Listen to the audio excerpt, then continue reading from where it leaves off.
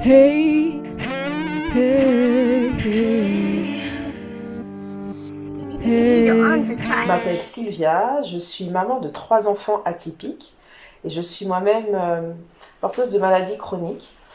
Donc en fait, j'ai décidé de faire cette chaîne pour parler avec vous, échanger avec vous, car j'ai rencontré de nombreuses difficultés, que ce soit de l'ordre des diagnostics, du scolaire et tout ça. Et c'est vrai que c'est un parcours avec lequel j'ai envie de partager avec vous. Et, euh, et voilà, que ce soit un réel échange de parent à parent.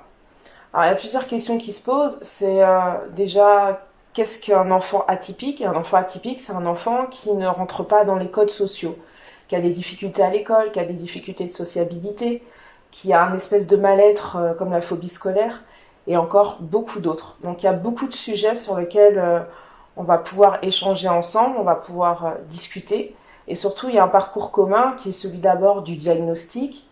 Qu'est-ce qu'un diagnostic? C'est rencontrer des spécialistes, c'est faire des bilans et poser un nom sur cette atypie. Et il y a aussi d'autres parcours comme des aménagements scolaires, etc. etc. Et cetera. Et c'est vrai que ça pose beaucoup de questions, c'est beaucoup de démarches et ça peut être fatigant, ça peut très vite être décourageant, mais ensemble, on va pouvoir trouver des solutions. Alors en fait, là, je m'adresse à tous les parents, vraiment que ce soit des couples ou des parents solos, c'est important que chacun puisse s'y retrouver sur cette chaîne. Et moi, ce que j'aimerais vraiment vous expliquer là, c'est que en tant que parent, il faut vraiment qu'on apprenne à s'écouter. Nos enfants, ce sont les nôtres, on connaît leurs particularités, on les connaît mieux que personne. Et c'est vrai qu'à partir du moment où on a un doute, que ce soit sur leur développement, qu'ils soient trop en avance, ou qu'ils soient trop en retard, ou qu'ils semblent un petit peu à côté de ce que les autres font, c'est important de le notifier et de vraiment s'écouter et d'aller au bout de cette recherche. Parce que vraiment, l'élément moteur de leur développement à ce moment-là, ce sera vous et personne d'autre. Alors pourquoi je vous dis ça? Parce que lors de votre doute, vous allez forcément aller vers votre médecin traitant, la PMI, enfin vers des professionnels, même les enseignants. Et vous n'allez pas forcément avoir la réponse que vous attendez. Parfois, vous allez avoir une réponse vraiment contraire, une opposition, où on va vous remettre en question vous et non pas le développement de votre enfant. Et ça peut être pris comme un échec ou comme un jugement.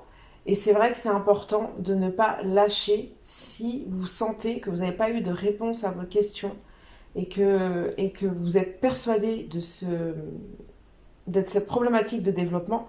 Il faut persévérer et vraiment continuer à chercher. Et pour ça, moi, je vais vous faire un parallèle un peu avec mon histoire.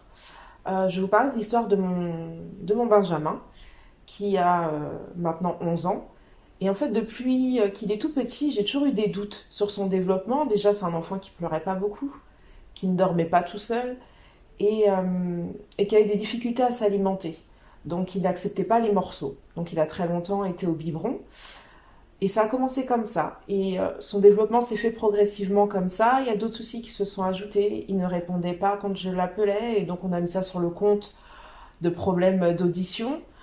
Euh, et c'est vrai qu'il s'isolait à des moments donnés. Il supportait pas certains bruits.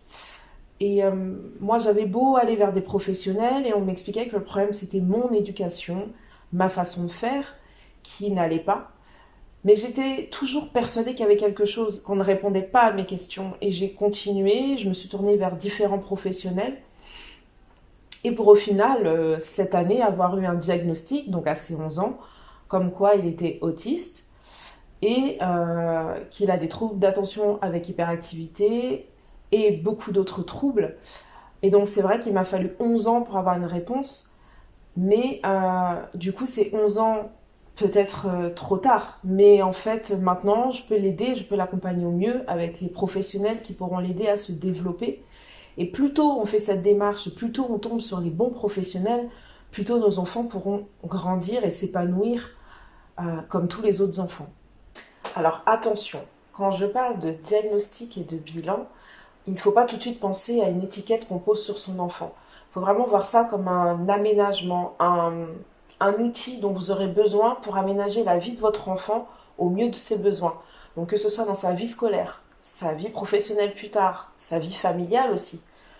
C'est vraiment important pour que votre enfant puisse vraiment évoluer comme tout enfant, qu'il puisse progresser, qu'il puisse investir sa vie en tant qu'individu de manière la plus équilibrée possible. Et c'est vraiment un atout pour lui. Et c'est pas quelque chose de négatif.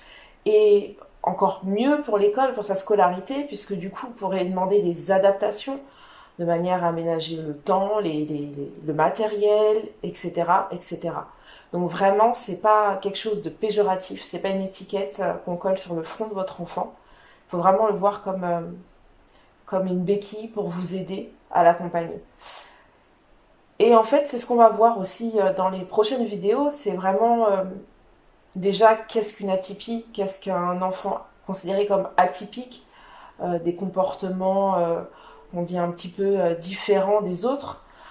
C'est vraiment important d'approfondir ça afin qu'ensemble on fasse un chemin, on fasse notre petit chemin et qu'on puisse déterminer aussi comment vous aider, quel outil, quel professionnel, pour quelle problématique. Et tout ça, vous verrez ça dans les prochaines émissions. Au revoir. Sentimenter nos instants doivent demeurer et sentiments.